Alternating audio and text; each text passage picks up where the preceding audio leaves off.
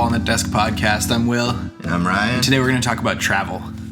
Travel. So I feel like this episode's going to go to places that maybe the listeners won't predict. So I'm going to take this moment to define travel. Travel has a bunch of definitions. The first of which is make a journey, typically of some length or abroad. A second one is journey along a road or through a region. And then I guess the rest of them are like go from place to place as a sales representative. So that's an interesting definition. It's very specific. There's one that applies like specifically to babies or pets. It says it's an informal definition of travel, which says that someone resists motion sickness, damage, or some other impairment on a journey. Like so they travel referring well. to your baby traveling well. So I don't travel in that case. In that sense, I don't travel. Ryan doesn't travel. I don't travel well. I get car sick. I am afraid of flying. We'll get into it. I think we're going to start with the kind of travel that we all do every day, which is commuting. Yeah, the commute. The commute is that like dreaded part of your morning and afternoon where your time falls into a vortex for anywhere between like 10 minutes and 2 hours, depending on how far away you live from your job. Right. And it's kind of a bleak subject. So like bleak in the sense I looked up this little handy chart that's titled How Much of Your Life You Waste Commuting. And I commute not often because I do work from home sometimes, but I commute. When I do, it's over 90 minutes. So on this chart, it says if you commute 15 minutes, then in a year, you spend 5.2 days commuting. Okay, so that's about my commute. My commute's somewhere between like 15, 20 minutes. So only about 5.2 to probably 6.5 days of my year, full days of my year are spent commuting. It's still crazy, though. So, but if you were to commute daily, if you didn't work from home at all, the 90-minute chart is telling us that 31.3 approximate days of your year, like almost 10% of your year, would be spent driving to and from work. And it takes me more than 90 minutes to get to work. So I would say over a month, well over a month of time would be used up by commuting in a year if I were to commute every day. That's really crazy to think about. You only get 12 months. Right. So I only get 11 if in that case. Right. Which is why I think we need the self-driving car. Mm-hmm. Because just think about love it. You would get a month back of your life and you could still commute every day. Yes. Yes. We need the self-driving car. Where is it? It's here. I know it's here.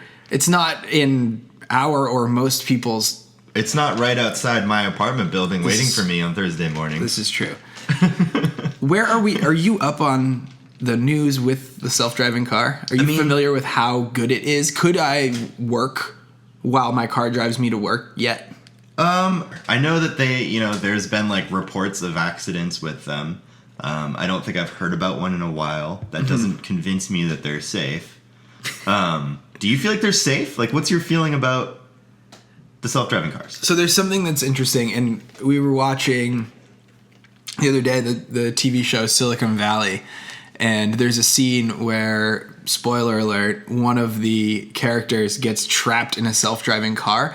But this self-driving car wasn't the way that I picture most typical self-driving cars. Really? I picture self-driving cars as just driving themselves. They look like a car, and you press autopilot, and some secret mechanism takes them over. No, I don't think of them as they're literally being a robot in the driver's seat with like mechanical legs that push the gas and the brake. So do I think that those are safe? No, just by seeing the robot, it makes me feel less safe. I know that Teslas have like assisted autopilot, which isn't a machine that is driving your car with pedals. And I feel more confident in that, despite how irrational that sounds, because they both probably work the exact same way. So you feel like the version of the self-driving that is fully integrated with like the car's sort of like whatever electronic system, you feel like that's safer than having something like a machine that is mimicking the movements of the body? Yeah, like if I just did a quick gut check on it, that's how I feel. I don't know how logical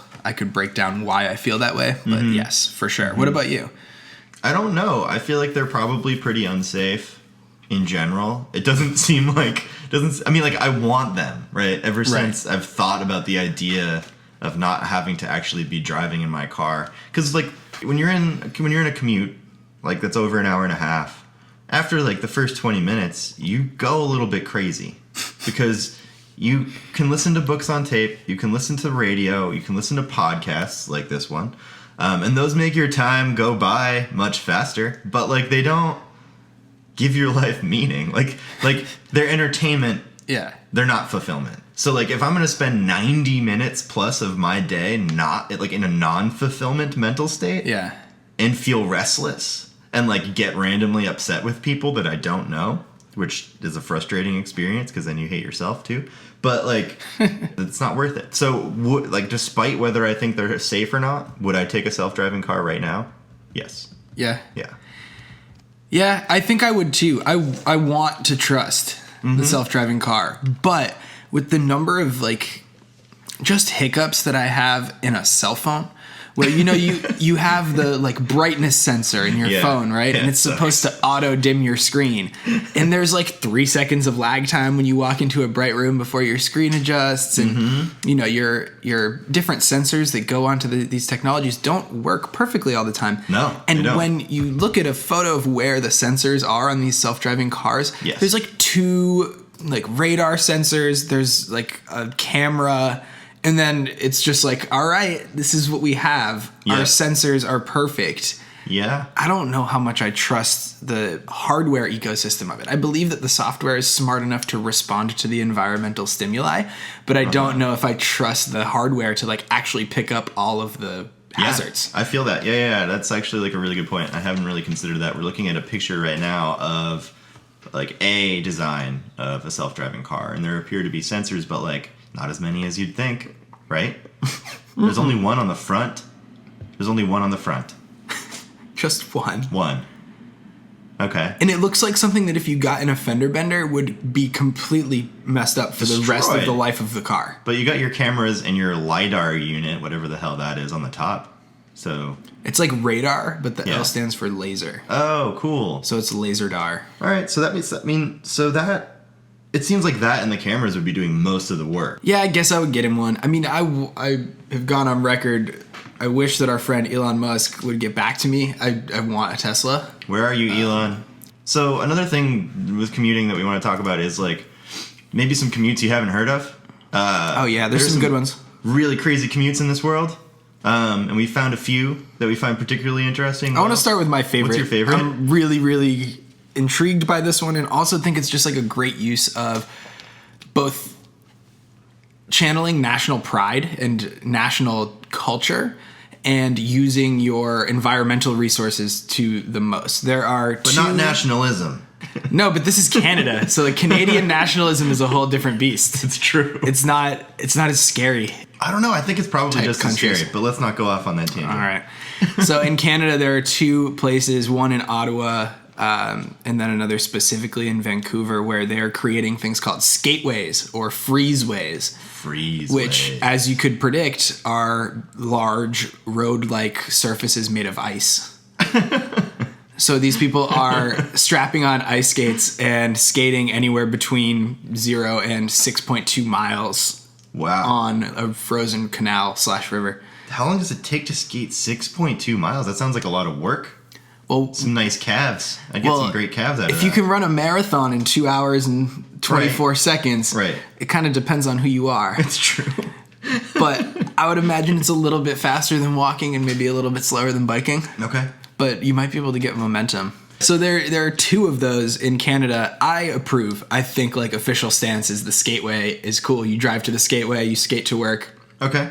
There's no environmental impact. You get exercise. You get to see people in, like, fun element. I feel like there's not a lot of people flipping each other off for turn signal violations on this commute. I would do this if I had the option. Yeah. Okay. The skateway or the freezeway. The freezeway sounds like the master plan of a villain in a comic book. Like they're going to create the freezeway.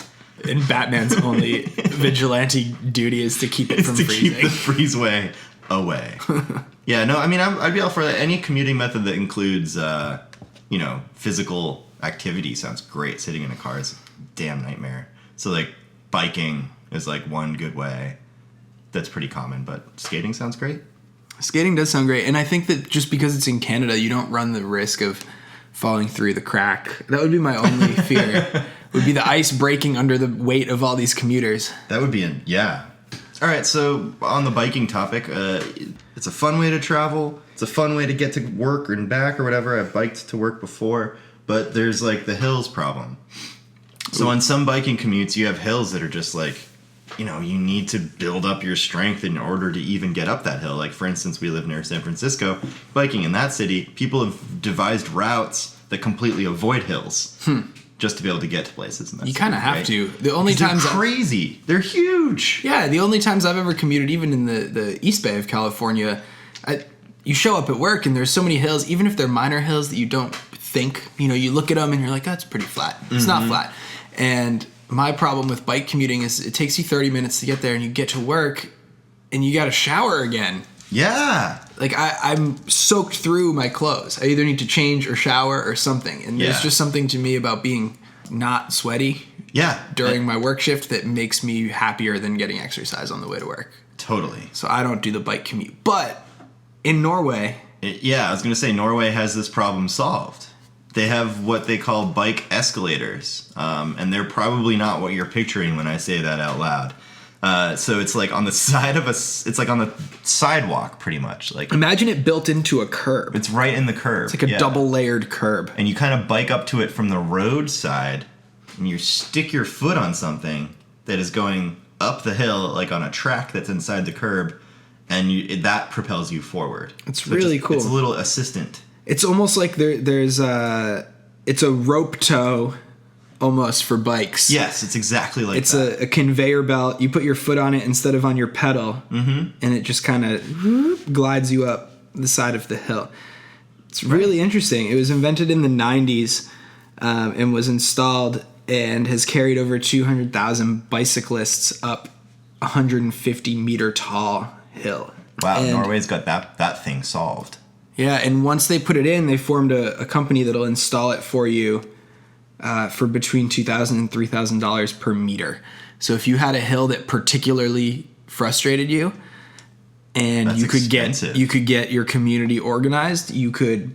I was gonna have the question like, why does San Francisco not have this on every hill? And you just gave me the answer. Because for 100 meters, it would cost you $200,000. So it's a nightmare. One day we'll be able to be lazy bikers in San Francisco, but not this day. Does it seem to you that the materials and technology involved should be that expensive? Like, what's the markup there? It seems like a big markup, right? Because it's just some metal and a little conveyor belt thing. Yeah, my question would also be, it doesn't look like, for example, on a rope tow, you would have a rope that goes up and is like very long, elliptical shaped, and it would come back. Yes. And go back to the bottom. And this looks like it's a one-track thing. Mm-hmm. So I wonder if there's some advanced technology happening underground to make the escalator pedal come back to you. Right. And that might be the expensive part. We actually, from the photos, we cannot see how it comes back down. We just see people, there's like crowds gathered around to see some dude go up this, which is kind of crazy to me. The product officially called the cyclocable. You can Google that and find lots of interesting material. Great. Well, we got one more weird commute for you. This one comes out of, as many weird things do, Florida. Oh. I have a love-hate relationship with Florida. I have a hate-hate relationship with Florida. You know, it gets a bad rap as like the trashiest possible state because it is. Because it has like that, like, it's a southern state. No, it's Florida. But it's Florida. So it's its own thing. It's like so inundated with old people from all over and so inundated with like, what, I don't know, my experience of it, I visited family there a lot when I was younger, and it's like artificial and strange and messed up and kind of like shitty in all the ways that make me think about like the United States specifically. Like it seems emblematic to me. I would agree. The whole state puts me on edge. It's like you can tell that people aren't supposed to be living there. It's too hot. You stay in air conditioning all the time. Yeah. The thunderstorms and hurricanes are awful. They're awesome. They like they're fun to experience if you know that you're safe. True. But you've probably never been there in one where you have to board up the windows and buy copious amounts of dried goods in case all the power goes out for a week. That's true. The entire state is basically backfilled glades. That's true. You drive down these roads that are completely straight and gridded. It feels robotic and completely unnatural. There's a Publix grocery store every mile on your left or right. And the only redeeming thing about that would be the key lime pie. Well, it seems like the key lime pie. Okay, that is a redeeming factor. But also, like, the weird clash of cultures. You got old people. You got, like, Floridians. We're pretty weird. And then you've got, like, you know, all of this, like, immigrant culture coming in. And it's, like, this insane clash of, like, really cool and also really weird pieces of, I don't know, Florida that should have gone away but have not yet. Like, the Tampa area seems like, especially with, like, the amusement parks and stuff. Yeah. It's like its own, the whole state's an amusement park. Yes. But in Spruce Creek, Florida, this makes my point, by the way, about how people shouldn't be living in Florida. Because this Spruce Creek town, what percent of people? The vast majority of people commute on a plane. Yes. Because they can't get there because it's boggy and glady. The majority of people in Spruce Creek, Florida, fly to and from work every day. The majority of them. We don't have, like, numbers. We just have, quote, the majority. The whole town appears to be, on Google Maps, surrounding an airport, which makes sense. There's a country club. There's a lot of very tiny bodies of water. There's like maybe that's why people fly so much. 3 golf courses within our viewing window, and our viewing window is tiny. Yeah, so this appears to be a town that exists purely for golf and flights, right? And whatever Cracker Creek is, what's Cracker Creek? That's amazing. Nope, it's just a kayak rental service. Anyway, so Spruce Creek, Florida, they all fly to and from work. So do they fly and work in Spruce Creek, or are they flying away from Spruce Creek to go to real jobs in real cities? It's a damn good question. I have no idea. I would assume the latter. It doesn't seem like there's much economy happening there. How close are we to... So it's near Daytona Beach, south of Jackson. Wait, I'm confused. Keep going. We're zooming out. All right. That makes more sense. So it's closest to Orlando, and then north of it is Jacksonville. It's sort of on the coast. It's just inside the coast. Okay. Right by Port Orange. Wilbur by the sea. Okay, so those are the 3 weird commutes that we found. They seemed pretty crazy. 438 aircraft are based at the airport. So meaning... 438? Yeah, so there's just under 500 people who go there to fly to work. So if it's 438 people with airplanes in the airport, that means that the town's population is pretty low because over 50% of them commute by airplane. Oh, but what is the population?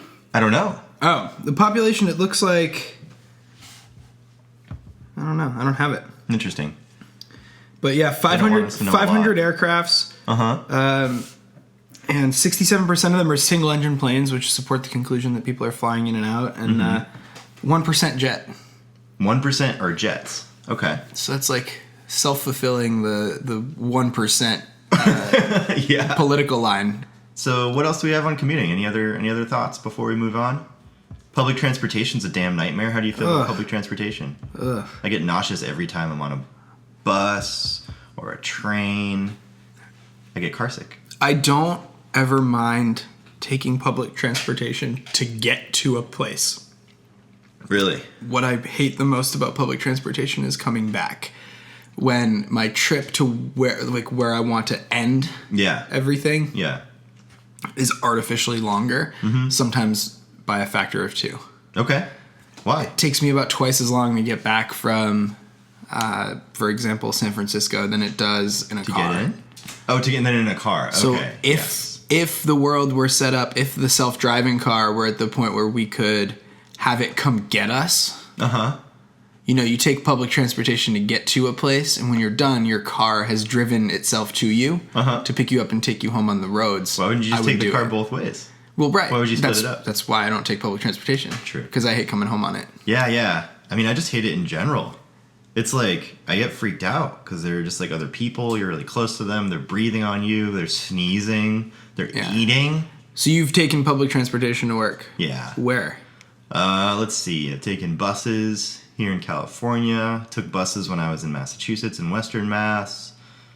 I took the subway when I was in New York. And buses were not good? Buses are the bottom tier in my experience. Bottom tier. Because when you were in Western Mass, I thought you were biking. Some of the time. I biked actually both in Western Mass and in California. And in California, that's where I had my like bike injury that broke my collarbone. Yeah. Which was a damn nightmare. I think you should talk about that. Okay. Well, this one morning, I commuted to work. It wasn't a very long commute. It was really awesome. I was living in Santa Clara about 2010. And there was a bike trail that would go from pretty much where I lived right behind the office park where I worked. Awesome. Unfortunately, the first mile and a half of that bike trip, maybe 2 miles, was on the road with cars. And then the rest of it was on that trail. During that first 1.5 to 2 miles on one day, I'm going along and something happens. To this day, I have no idea. And all of a sudden, my front tire locks up. The back of my bike goes up in the air. Oh, no. I shoot into the air. I distinctly recall looking down and seeing my handlebars and my bike go wonky underneath me. It goes bent down. or just turned? It just it's up in the air and it's basically all of its weight. I'm off of it now and all of its weight is on the front tire, so it kind of collapses. And I realize I'm going toward the ground. I'm in the air. I'm like, fuck yeah, I got my helmet on. I'm going to be fine. I tuck. I have the thought to tuck in, tuck and roll, lean my shoulder, my right shoulder forward, and so I tumbled right shoulder first, but somehow my left shoulder came around the back and took a lot of the impact. Oh. So I rolled, and as I rolled, my left shoulder came back, and that popped my collarbone, broke it. Jeez. Right by the joint, maybe 1.5 inches in from the shoulder joint. So it's not a good place to break it. And then I spun around and then hit my elbow. So I continued to roll. Oh, and then you smashed your other elbow? Shattered bones in my elbow. So you had both sides of your body with bone injuries? Yeah. My right elbow. Could you do anything? And the left side collarbone. After that, could you save yourself? Well, how did you get help? I had never broken a bone before. Okay. So I didn't know what happened. When your appendages don't work, usually your bones are broken. Yeah, and I didn't know that. Work, right? I didn't know that. Well, here's what happened. I got up. I was like, shit, that was a really bad accident. I tried to drag my bike off the side of the road. I did it a little bit. This dude who was commuting on his bike behind me helped me drag my bike off to the side of the road. He was like, are you fine? I'm like, yeah. He's like, good. I got to get to work. And I was like, yeah, me too. First thing I do, get to the side of the road, I call my boss, and I'm like, hey, man, just got in a bike accident. I'm not going to show up this morning. And he's like, okay. I was working customer service, so it was kind of fine. And then I called my friend, who I was living with at the time. I had him come pick me up and bring me home. Because I didn't think I was terribly injured. Right. I just thought I needed to go lay down. Also, ambulances are expensive. I might do the same thing. I felt a little lightheaded. So he shows up with his car. Like I said, it was 1.5 miles, 2 miles away from where I was living. And then I try to pick the bike up to put it in the back seat and realize I can't. Okay. So I try to lift it, and my left shoulder, which with the collarbone break, fell a little bit. Oh, you tried and it was nothing. You had negative strength. I crumbled under the weight of my attempt to lift it. So at that point you knew something was wrong. Kind of. No? I was maybe I'm just really rattled. Okay. And then I get in. This is actually when I realized I get into the passenger seat. We're driving back, and I try to put my seatbelt on, and I reach back with my right arm to grab the seatbelt, and I can't reach past the line of my shoulder. So this is strike 2. Elbow. Do you know something's wrong yet? Now I kind of start to know. Good. So what I do right now... You had me worried for a minute. What I do right now is not say, hey man, can you take me to the emergency room? What I do is I call my general physician, and I make an appointment for that afternoon to go in. Right? Okay. So I make an appointment. I'm a fucking idiot. Giving new definition to the phrase urgent care. I go home and I drink some juice because I feel like I'm going to pass out. I think I should drink some juice. Yeah, sugar. The pain starts kicking in. Yep. The shock is gone. And I go over to the appointment. She got me in really quick. And I'm like, I think that as I told you on the phone, I think I might have really injured my shoulder and my elbow in a bike accident this morning. She was like, okay, well, let me see. And she pokes at it, right? And I'm like, ow, that really hurts. And she was like, well, we don't have a, x-ray here. So we need to send you to this other doctor. They send me to this other doctor, and this other doctor is a damn, foot doctor. Oh, right? okay. But he has an X-ray. And he knows what bones are. So before the X-ray, the first thing he does is he doesn't believe that I would have come to him if I had really broken bones, right? So I stand up in his office. So wait, he's in disbelief. He's in disbelief of the way you handled the situation. Yes, and I guess frankly, any sane person would have gone to the hospital for this. And he's like, "Why are you in my like practical care office?" Frankly, it's just because I've never broken a bone before. Because I don't know what the pain means. So I'm standing there, and now the shock is pretty much worn off because it's been multiple hours. God. And I'm standing in the waiting room, and he comes in. I'm standing up. First thing he does is he takes his two fingers on each hand, presses down on both my shoulders. I fall to the ground, completely fall to the ground and almost pass out. Did he react in any way? Yeah, he was like, "Oh, you might have broken your shoulder." So we do the X-rays, whatever. Long story short, I had broken my shoulder, broken my elbow. I was in slings on either side. I was out of work for 2 weeks. What did you do for 2 weeks? Oh, I was just playing video games and so your slings going for walks. Your slings were set in such a way that your hands were close enough to hold the controller. It brought my hands toward each other, not apart. Right. They sit toward each other. So you just played I'm trying to think. 2000. I don't know, it was Halo. 2010. Or Halo 3. Yeah. Something like that. But I can't play video games for that long, so I got really bored or whatever. That was also, this is a really long story at this point, but another part of that story that might be interesting is that they put me on painkillers. I was on Vicodin. Okay. And I got accidentally reliant. Oh, no. On Vicodin. Well, I did not know this. So that after a few days... Not hard to have happen, though. They gave me enough that I could take them every 8 hours. 6 to 8 hours or whatever. And I did. So as soon as I started to run out, I had withdrawal symptoms and spent a day and a half shaking and shitting myself and vomiting and thinking I was going to die. They got to come up with something better than opiates for pain. Yeah. Fuck doctors. As far as not putting really. people at risk. Official stance is not fuck doctors, but maybe fuck painkillers. But commuting, official stance, after that. I wish I didn't have to do it. So no. No. No to commuting, which I think just means that the ideal commute is to work from home. Yeah, absolutely. And I can't really complain about my commute though. No. I haven't ever really had terrible commutes, except for maybe walking commutes in New England, in the winter. Oh. Because if you live, So I used to live in Providence, and Providence is in this unique band of microclimate where it's close enough to the ocean, yet protected enough from certain weather patterns because it's kind of almost south facing. It's on a southern part of the coast on the East Coast, and it gets uniquely slushy there. Really? The temperature after it snows, or when it even does snow, slush comes down. So the worst part about that commute is when you're walking, it's really hard to avoid getting sprayed by slush water. Oh god, from cars? Yeah, so you could spend a whole day with half your jeans soaking wet in gross brown smelling like shit. Slush water. Yeah. Typically doesn't smell. Oh, really? Okay. At least the 9 or 10 times that I got sprayed when I was walking everywhere. But commuting is, if you don't have to do it, skip it. Right. And if you do, just try to make the best of it. Get some audiobooks. Listen to the Walnut Desk podcast. Bring a coffee. Listen to us talk about shit. So we're going to zoom out here.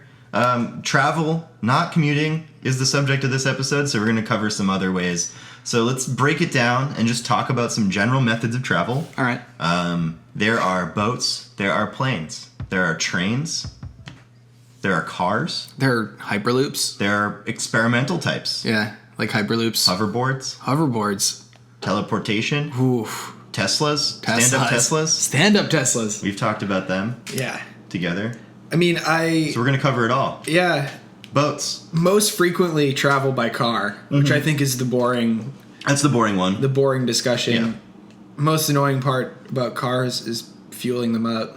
Yeah, the most annoying part is that they're not all electric yet, which is stupid. There's no goddamn reason for that. Yeah, they should all be there's plug-in just cars. Some weird nationalistic pride that goes into I want my gas car. Screw that.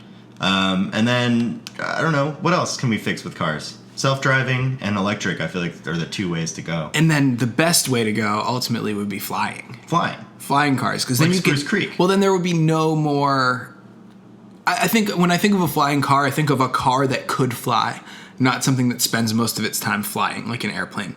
So, like, if there's traffic, everybody can simultaneously just jump over the accident and then keep flying. Like, it would be like a... Do you mean hover or fly? Like, do you mean like a 10-foot... Or do you mean like it can actually like go up toward like, 10,000 feet-ish? Oh, no. Okay. No, I would imagine it's something like we would have to have a huge infrastructure project where we put large... like cylindrical magnets under the road, and if you needed to, you like turn your reverse polarity on and your car just goes and like can go 10 or 15 feet above car. Yeah, exactly, go 10 or 15 feet above everything and just kind of like magnet its way over. That's how I would make a flying car. That makes sense. But we would have to kind of create a new class of airspace, because there would have to be like the commuter class, right? So like it wouldn't be able to be like the prop plane class aircraft. It would have to be something below that I don't think is classed out yet. I don't think it exists. No, it doesn't. And do you think that it would annoy you as much as drones annoy me? Like, to have cars like buzzing around everywhere, not just on the ground? I can't believe you brought up drones, man. I feel like... So I had a personal experience recently. I just told a story. I'm going to tell another one. I had this experience. I was woken up in the middle of the night. By a drone? By a drone. Was recently. Obama piloting the drone? Thanks, Obama. No, but I can't be sure that there wasn't a target in the vicinity. But so I was woken up by this like sound that I thought was somebody working on a car. And I went onto my porch in my boxers and started yelling.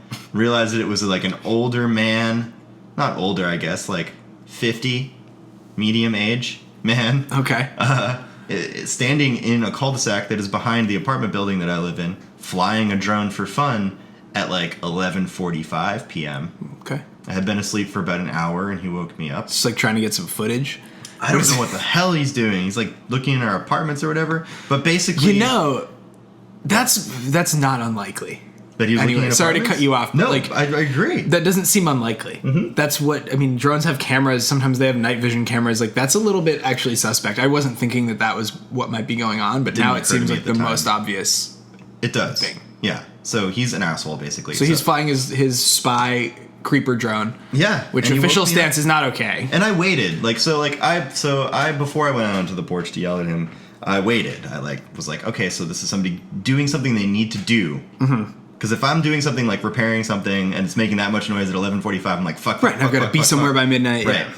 Yeah. So I just figured that, gave him some time. Eventually, it kept happening. Went out on the porch, started yelling at him. He yelled back at me. We got into a slight altercation, and I basically accused him of being a child because it was a toy he was playing with at midnight. And he stopped. So thank God. He threatened me. He was like, come down here and say that. Anyway. Just as a child. So yeah, drones are... Yeah, that seems like a huge privacy invasion. It is a privacy invasion. It's also a pain in the ass. Drones. I was on a hike recently, and at the top of the mountain, somebody was flying a drone. In order to get their, photos of the top of the mountain. But it's super fucking loud, and it ruins everyone's experience. Is it really that loud? It's I don't think I've loud. ever experienced a drone in person. It's pretty loud. So people out there with drones... Reach out to us, in the comments. Justify your damn selves. Justify your drones, because right now our official stance is leaning towards no. They sound loud. They sound like a privacy invasion. It's one of those inconsiderate things that, you use it in a public space, and you have to know that not everyone else in that public space gives a shit about what you're doing, and in fact, they might see it as negative. So it's your responsibility to not just be like, I'm going to do my individual thing. It's think about the other people around you. Be a considerate person. Right. Let us know your thoughts about drones, because we're about to make a decision on these, I think. Okay. And I don't think it's going by way of the drone. So another thing is with the drone, people like Amazon, corporations like Amazon, which are not people. Nope. Should not be treated as people. Despite the letter of the law saying that Amazon.com is a person, it is not a person. It is a corporation. This is why we didn't decide on National Law Day. Anyway. Amazon wants to deliver your packages by drone. I'm for that. You're for that, even though it's problematic because you don't like the noise and you don't like the privacy invasion, and that your packages will be on your porch, Ryan. I know. They're going to fly up to the second floor porch and drop your packages literally in your home. You're not okay with consumer drones, but you're okay with corporate drones. I am a corporate drone. Ryan is a corporate drone. No, I feel like I don't know why. I think we have to understand that my hierarchy of desire includes the top tier of I want to live in a future that seems like futuristic. The future. You know, like I want my future to be what I conceive of as the future. Yeah, like Jetsons. Maybe I'm a futurist. Jetsons future. Yeah. I find myself fantasizing about a Jetsons future world. Most of the time. Absolutely. So I don't know, but drones. I'm gonna go with no. Because you're right. So drones, no for in general, yes for delivery purposes. Or no. Okay. And we're not even getting into the military purposes, and I'm not sure that we should because I have very mixed feelings. I don't know how we would unpack that, but that's way off the topic of travel, and we're going to get back to the topic of travel. So drones, the reason I brought up drones again, specifically with the Amazon factor, is that most stuff is shipped via ground truck. That's true. Which is problematic for multiple ways. One being that it takes longer. You get stuck in traffic. Your packages might get rerouted 60 miles north of where you live, causing your shipment not to arrive until a Monday when you're expecting it on a Thursday. That didn't just happen to me, and I'm not extremely it actually frustrated. Hasn't happened yet because it's not Monday yet. It's not Monday. You don't know that it's going to be. I don't know that it's going to be there on Monday either. So it could solve all these problems by dropping off the important packages directly to your door. And it could eliminate these trucks from polluting, and it could also eliminate the trucks from impacting things like our commute, because there would be fewer trucks on the road if there was less shipping demand.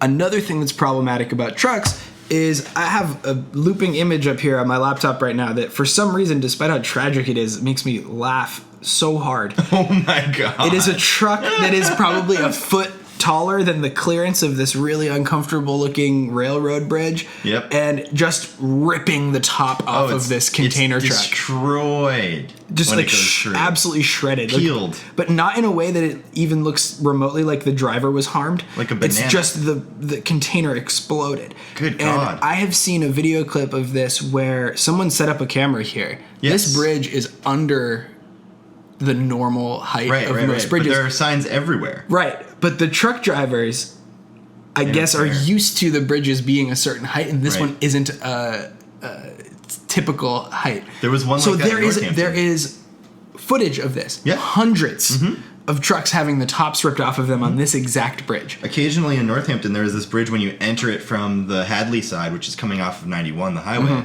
If you're entering it with a truck, there's a bridge that you can get stuck under. It won't rip the top off, but you'll get stuck, wedged. Okay.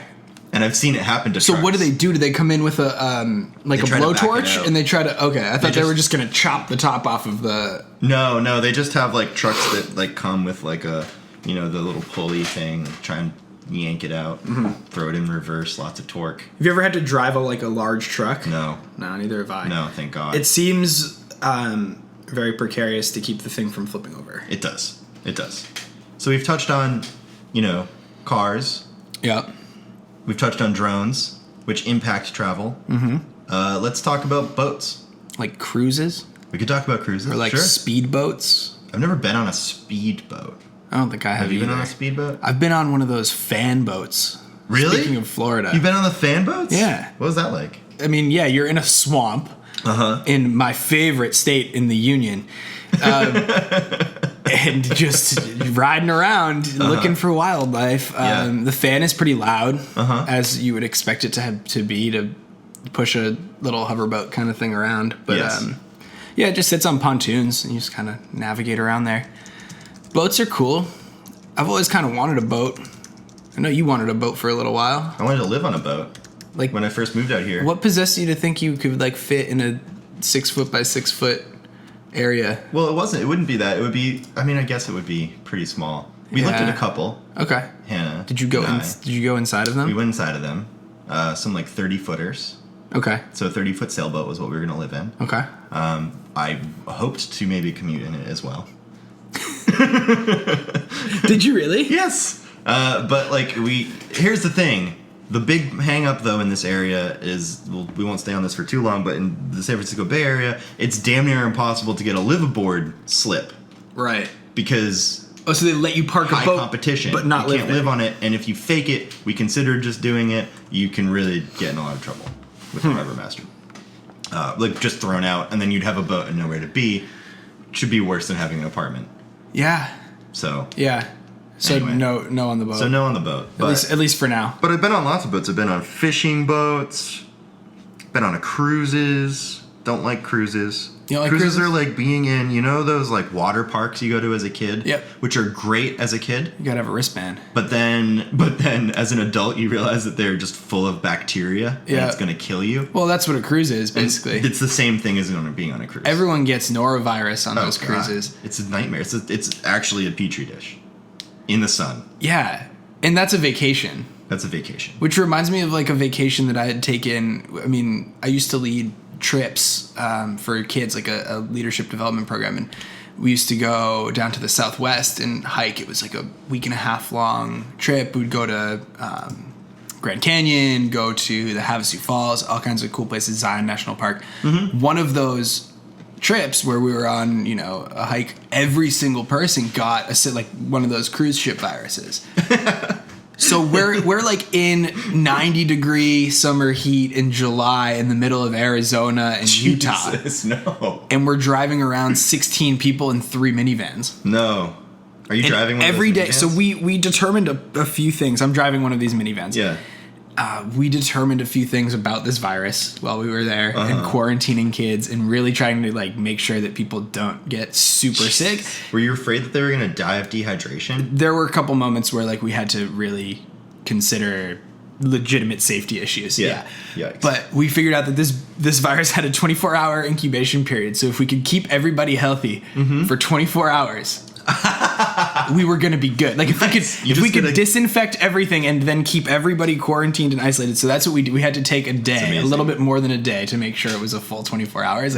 We had to take 36 hours of a detour from our trip and just wiped out. We bleached out the whole van. Everyone who had already had it. Yes. We had helped bleach out the van because theoretically they had developed immunity to it at that point. Right. So we had to go around with all of that. It was crazy. Did you have a stamp or seal of approval for those who were immune? No. I mean, in their heads, they knew. Yeah. Okay. They would assign themselves to the correct task, but we were able to rid ourselves of the virus despite having to skip one destination on our itinerary. So. Wow. That's not bad. Anywhere traveling in close quarters, like you were saying on the cruises, becomes a bacteria and virus fest. Oh, absolutely. Especially in a place where when you're you're on a vacation, which it's inherently recreational, right? You choose to take an action of traveling to a place for the purpose of escaping or getting away from the place that you usually exist in. Exactly. Right? Exist elsewhere. So you're going to a place that is, usually in large or small ways, a new germ ecosystem. So you're exposing your body to something new every time you go on a vacation. Point. You're not in the sort of the Northeast, which to us when we were living there, or now California, we're not in our general sphere of bacteria. Right? So it's so riskier. one story, I went with my family. Again, on my mom's side, we went to Costa Rica one time, which sounds like a luxurious, going from Massachusetts to Costa Rica. But you guys were roughing it there, right? Well, it's not that we were roughing it. It's just my mom had this thing where she's I don't want to go on a vacation. I want to go on an adventure. So we went to the Caribbean side in this. So there was a total of 8 people in my family on this trip, and 5 of them got so sick that all 5 of those people went home within the first week back to Massachusetts. The United States. Yes. And you're there left with who? My grandfather and grandmother on my mom's side, Nana and Pop. And the rest of your family left? Yes. Okay. And it was a month-long trip. Okay. And they left within the first 5 days because they all got so sick. Because they needed medical attention? I feel like traveling on a plane while you're sick is way more miserable than just shaking it out in Costa Rica. There was actually a great doctor in the town, and the doctor took care of my grandmother, who was also who didn't want to leave. Sick but stayed because she didn't feel well enough to get on the airplane. Oh. But they all just decided to bail on the trip, went back, and it was because they got sick. I won't say who it was, but one of them accidentally shat on the floor. Wow. That's how sick they were. That's awful. Yeah. Okay, that is a whole different level than I was considering. It was really bad. You don't just do that unless you have something. There was something going really around. Bad. Right before we had gotten there was a long-term trash problem. Oh. Where there had been like the town's trash management services weren't working or whatever, so they were just kind of piling it up, and that was definitely near like water sources and stuff. So everything. Mm-hmm. Speaking of getting sick on travel, do you buy into the theory of like the airborne vitamin C pills and like how people get sick after they fly on planes? Does the recycled air mess you up? No, not at all. I haven't noticed that either, but it makes your skin feel weird. I don't get dries that. you out. It does? It makes me feel dry. Just recycled dry. air makes me feel dry in the mouth and the face. Everyone says they get colds and sick when they fly on planes. That doesn't happen to me. No, doesn't happen to me either. I almost don't believe it because I haven't experienced it firsthand, but who knows? I mean, I wouldn't even be paying attention to that because I hate flying. I'm so afraid of flying. Yeah. Not a fan? I can't. What happens? I just think what about bothers you? All of the ways in which it could go wrong. I make the mistake of like before flying, I look up the model of plane that I'm flying on and that model's history of accidents, and then I look up that model in relationship to the airline and the airline's history of accidents. Oh, jeez. And so I try to find the safest possible planes to fly on, but those planes usually have also had an accident at some point in their line's history, right? Wow. So I do that. That's a whole lot to wrestle with, dude. Yeah. You ever just try to like let that stuff go? No, because I function under the illusion that if I know something, that gives me a little bit of control over it. But that's clearly not true. It's clearly not true. Oh, yes. Ryan. I've never been able to shake that. So what is the safest plane? So here are the top 3 safest planes in existence. So if you're flying on these, you should feel a little bit comforted. Not too comforted because you're still in an airplane and those things crash and kill people. But they are engineered to stay in the air. Like even if there's a catastrophic engine failure, aerodynamically, it's like hard for a plane to crash. Two things. I'm going to tell you 2 things that are going to make you afraid to fly. Sorry, listeners. 1, pilots are no longer trained very well. After the first time they're trained, they don't have follow-up training. Right. To tell them what to do when the autopilot goes off. So like they are not able to manually handle after like a well-established pilot hasn't been retrained into what to do when the autopilot goes off. So there's no ongoing professional development happening at these airports? Not that I know of. Not the last time I looked into it, which granted was like 2 years ago. Okay. That sounds suspect. However, I don't doubt it. But let's keep going. Like it doesn't sound right to me, but if that's the case, then... For example, I found one case in which the autopilot had an error, and it was a night flight, and the pilot, the like main pilot, not the co-pilot, made a mistake. He pushed a lever the wrong way and caused the plane to nosedive into the ocean. What? Yeah. That pilot got confused, moved a lever the wrong way, and crashed the plane. Oh, jeez. Okay, so that's number 1, right? That happens. Pilots don't know what the fuck they're doing. That's only the first reason I should be afraid of flying? I respect them and the career, but the professional development, I hope it has caught up by now. Number 2 reason is that there are instances in which planes find pockets of dead air. Dead air sounds like woo-woo. How can there's not like natural vacuum happening in our atmosphere, is there? I don't think it's that there's natural... I mean, I've taken a meteorology class. I don't remember hearing about high pressure, low pressure, and no pressure systems. Like, you're either high or low. It's a gradient. This is real. We're looking it up. About 20 passengers and crew of an Emirates flight from Dubai to Kochi were injured today when an aircraft ferrying 364 people encountered severe turbulence flying over Bangalore before landing in an airport. Yep. So there are pockets of dead air. They encountered super rare. A weather cloud near Bangalore. A short period of heavy turbulence prior to a descent into India caused minor injuries to 20 people. This plane dropped 15,000 feet. That's turbulence. Ridiculous. It's just a dead air drop. If you're a passenger in an airplane, it's likely you felt an air pocket or a quick drop in the air. Wow. So that's different than turbulence, which is like the plane butting up against the weather. Yeah. And so those are the 2 things that I suggest should probably make you afraid to fly. Although statistically, it's one of the safest ways to go. So the air pockets don't technically exist. They are a extreme differential between different temperature and different pressured air. But the effect is the same as, if you were to think about it as a void and then your plane falls. Conceptually. Yeah, the gradient changing conceptually, it is just a drop. But from what it actually is, what's actually going on, that doesn't describe it well. Okay. It's a flow of air. Flow of air. Yeah. Okay, so be afraid of pilots and flows of air. How do you feel about flying? So I've flown a lot, and I've had few experiences where I felt really unsafe. So I'm pretty good with flying. I've started to just think more about catastrophic situations while flying. I think I just have been giving them more attention in my brain. But for the most part, I can get through flying. The part that I really don't like is the lead up and the outro to the flight. I know that the flight is necessary to get me from point A to point B. I hate waiting in security. I hate being put through a ritual that dehumanizes me in order to make me feel safe in an airport. Having to go through a naked body scanner with my hands above my head is so disarming and terrible. And it really is just a psychological manipulation strategy. It just doesn't feel good. Yeah. I hate that. I hate having to take my shoes off. It's you're making me do things that we all know are objectively unnecessary.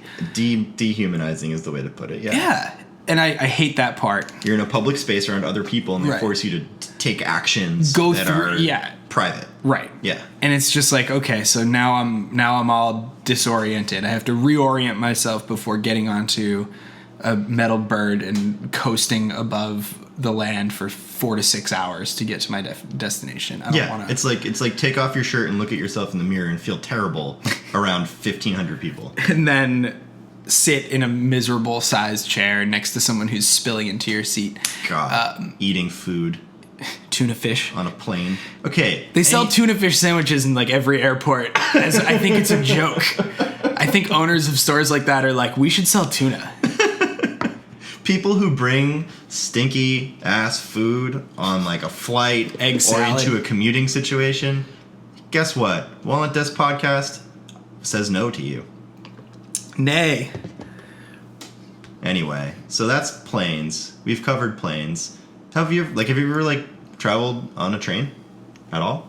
To go on a trip or a vacation or anywhere, outside of subway commuting, an Amtrak. No. I want to go on one of those Darjeeling limited trains with a countrywide sleeper compartments where you can stand on the top. Well, there's the coastal something that goes from LA to Seattle or Vancouver or something. Oh, it goes the whole way? Yeah. So your vacation could just be on the train, looking at all the beauty. Yeah, I looked into it going from here to Seattle because that's where Hannah's from. And it's a 22-hour trip. Just crazy.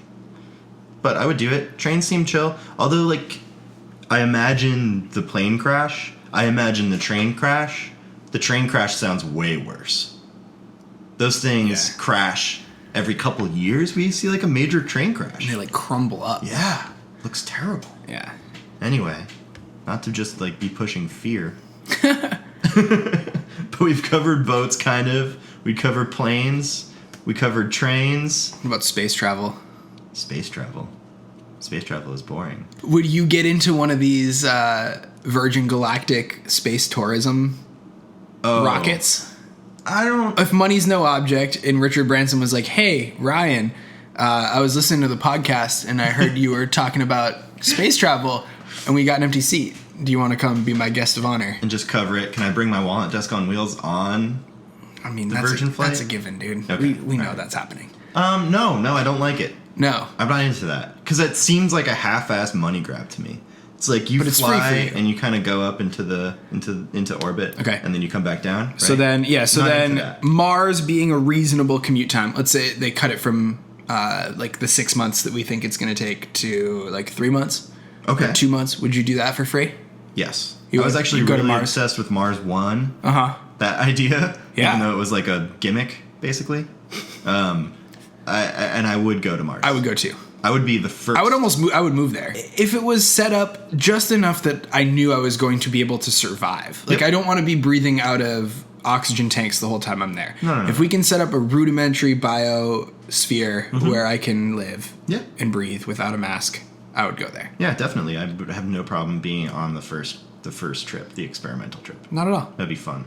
I would love that, actually. So, Richard Branson, Elon Musk. Yes, Elon Musk. And trying to go to Mars, too. Jeff Bezos, contact us. We will go with We'll the first one of you to get there. Yeah. We'll live podcast it. We'll bring the Walnut desk. Yep. And we will be the first podcast on Mars. Yeah, first podcast on Mars. Done. So, Walnut desk official stance on Mars travel. 2 thumbs up. 2 thumbs up. 4 thumbs up. 4 thumbs up. Yeah. Maybe some toes.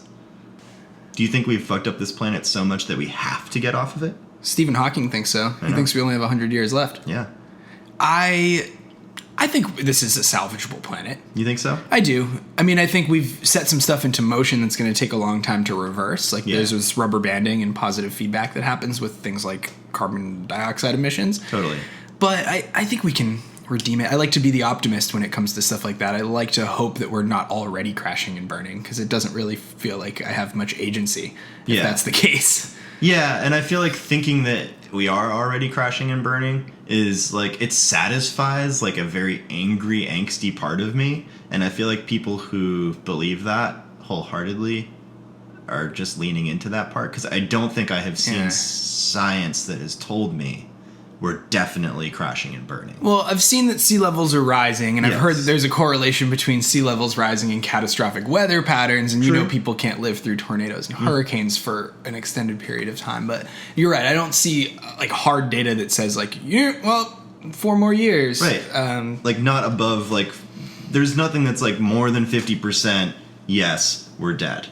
Like we are more than 50% sure that we're going to die. Well, I like that the people who want to explore the new frontier are the people who are going first. Because if it became like a women and children thing, like Titanic style, like our like a tragedy planet happens in space. Our planet is sinking, and we need to save some people. I'm glad that the people who are really passionate about not being on Earth get to go first and set it up for us. Like we're not just slingshotting people that we perceive as in the most need. Right, and we're space. Like, go to Mars. Maybe it'll work. Figure it out. Grow some potatoes. Yeah. Okay, so space travel, yes or no? Overall. Yes. Yes. Oh, yeah. Absolutely. For me. So what other kinds of travel have we not covered? I mean, like, okay, so travel seems to me to be like, when we say it, we think of vacation. But we're trying to cover other kinds, and one other kind of travel that we haven't covered yet is obligation-based travel. So when somebody gets married, the funeral, the or wedding. when somebody dies, you go to your family, you travel, or like the holidays, I would call obligation-based travel. I would too. For some people. Yeah. Some people travel to hang out with their family during the holidays. Yep. And I kind of like obligation-based travel, as a rule. Don't like people dying, but when I have to travel, I'm kind of cool with it because it's like an unexpected get on a plane, get in a car, go to a new thing, like change up your experience, right? I think when you say change up your experience, that's what resonates most with me about obligation-based travel is we as humans are creatures of habit and we get into these loops. The loops are weird and they are, long lasting. You get into a routine and you realize 3 weeks later you've been doing the same thing every day, for a certain amount of time. I've been walking into Dunkin' Donuts at 7 a.m. for the past... They've got the coffee ready for you, I bet. Sometimes. Like you're in the... Sometimes... slight resentment there. Dunkin' Donuts, watch out. But yeah, you get into these routines, and when you have something that kind of shakes you out of it, like you got to fly back for Christmas, or you got to fly back for a wedding or something, you get to experience something that's outside of the routine, and it can kind of shock your routine into something else. Which I think that change is welcome always to me. And these kinds of like obligation-based travel moments are like the defining moments, right? So like you think about the past, these are generally memorable moments, right? Yeah. When you have to travel for a wedding. Hopefully the wedding and travel experience, all that's memorable. Right. When somebody dies, hopefully you remember that they died if you're traveling to go to their funeral. All these things should stand out. The holidays, I guess, people think of as like, a time of the year that you like consciously pay attention to rather than the rest of the year, right? Right. So they're moments that you remember. So obligation-based travel is an opportunity to like create some memory definition, which for me is important because I have a terrible memory. So if like I remember that I traveled, then that can hook me into another moment. As someone who generally doesn't like being obligated to do anything, right, I would say thumbs up to obligation-based travel. I think that it shows something that I perceive to be one of the fundamental qualities of people that I like. Your obligations, the things you got to do for your family. Yeah, loyalty is like the biggest thing. Yeah. You don't have loyalty, you don't have anything, right? So, yeah, obligation-based travel. It brings out the best in people. It showcases the best in people. What else do we have? I think this can play us out here. Okay. Because this is the most fascinating type of travel to me. Okay, what is it? It has entertained me many an evening through the movies or television or just, speculative conversations, philosophy classes. The best kind of travel objectively, and I want to hear your thoughts on it, is time travel. Really? Oh, man. You think it's the best kind? It's the best kind of travel. It's the most fascinating. It's the kind we haven't proved exists yet. Right.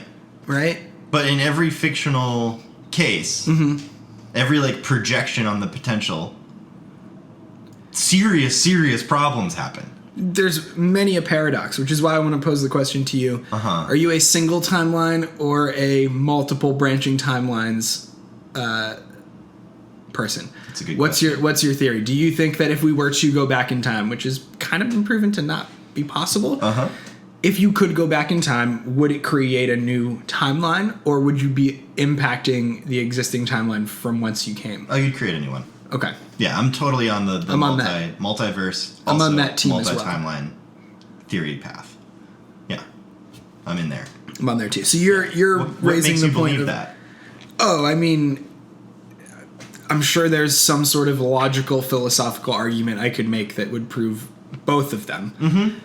We can play mental gymnastics with it all the time. I just think it's fun to speculate. Yeah, I think so too. It does seem like multiple timelines would make the most sense because you get into things like the grandfather paradox, where like you could go back in time and prevent your own birth if it were a single timeline, and that obviously would be problematic because then you would never exist in the first place to kill and to stop them, put that motion in action. Right, but it would make sense that you going back in time to do that would create the new timeline in which you did that, but also did not eliminate yourself. Yes. Well, it's an easy way to sort of conceptually compensate for the ways we could fuck up, which is why we both believe it, maybe. If you could travel to a point in the past or the future, knowing that the future is uncertain, and without giving too much thought to it, like I'm not gonna fault you for not stopping some sort of catastrophe. Yeah. This can be a very self-indulgent journey. Yeah. Where would you go, and maybe what would you do, or what would you want to see? Any point in the past, any point in the future? Yeah, just one interesting place you may time travel to. Just pop up there, look around. It's a very, very good question. I think I would really like to see like a Roman or Greek oration in person. Like I would love to see like Cicero speak and understand it. Right? So you would need like I need a little bit of education. Earpiece. Yeah. Auto translator. I would just want to see that. I think that would be interesting. It sounds cool. Yeah. I'm a little bit more curious about the future. You are? Okay. Yeah. I would want to go, and you get into the debate of whether or not, if I program my time machine to go to like the year 2500, you got to like cross your fingers that there's anything there. Right, that's the thing. That we even made it that far, because you might end up in a wasteland. Go into dark space with and like suffocate, lobstrosities. Yeah, and you don't want that. We've reached the singularity. There's like one supercomputer in a white room. When the Earth is overrun by dolphins.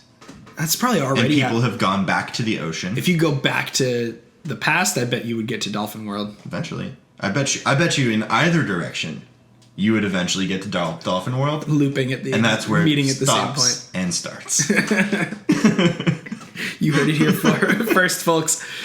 The origin of sentient life happened and ends with dolphins. So I would try to like dial up towards maybe like 400 years, because I think about how much technological progress we've made. Like 1620, the Pilgrims landed and started colonizing the United States. 400 years later, here we are recording a podcast in a kitchen. Yep. Very, very fundamentally different day to day.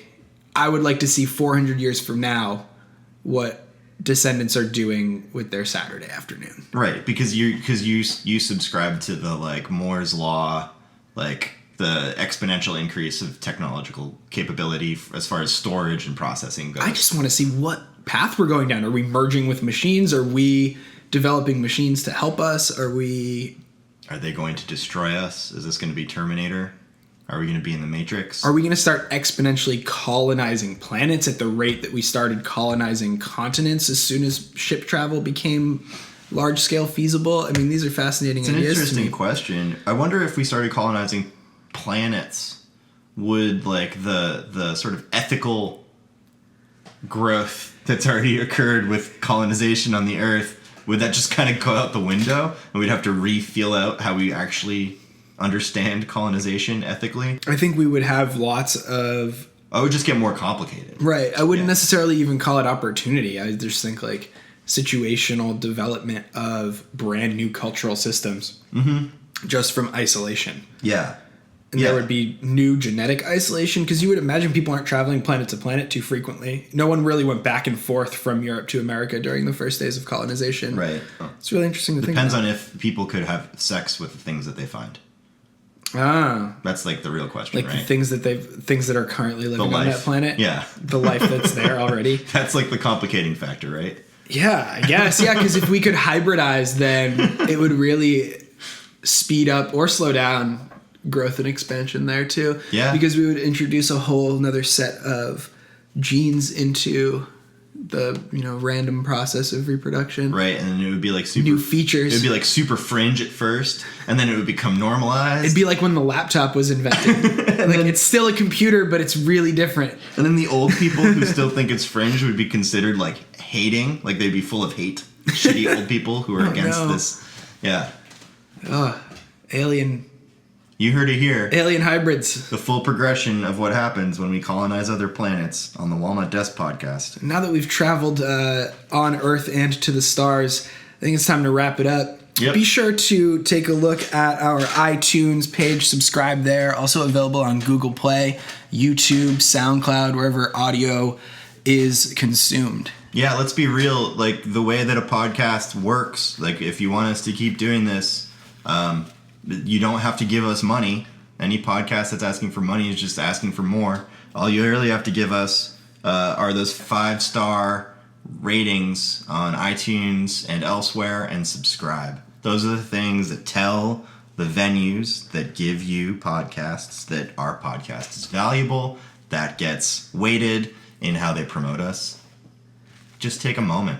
Yeah, and take a minute to engage. We also have the enhanced version on our YouTube channel. Take a minute to engage in the comments if you have some thoughts about time travel, thoughts about the stand-up Tesla, the bridge with low clearance, or any of the other things we discussed on the podcast today. Just get involved. We will respond, and we will talk about it here on the Walnut Desk podcast. Thank you, everybody.